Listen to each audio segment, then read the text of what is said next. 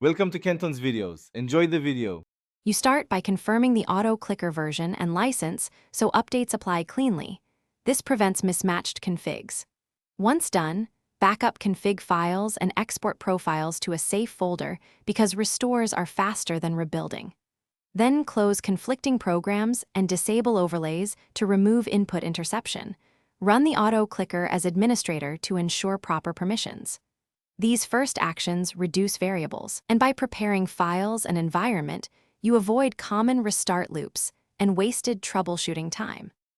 Next, diagnose by increasing log verbosity to debug and reproduce the problem. Logs reveal timing errors or permission denials.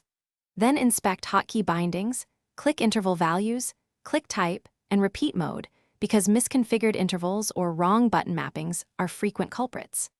Make sure the target window receives focus and confirm whether the clicker uses hardware or software injection, since injection method determines compatibility with protected apps. Also double-check OS version support.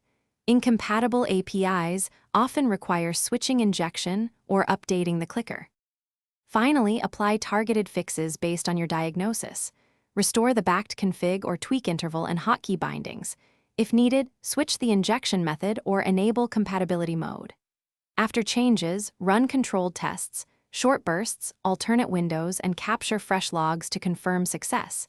This proves the issue is resolved rather than masked. If problems persist, reinstall cleanly, run the OS compatibility troubleshooter, and send collected logs to the developer for deeper analysis. This one troubleshooting tip saves hours when things go wrong. Thanks for watching. Consider subscribing if we helped you.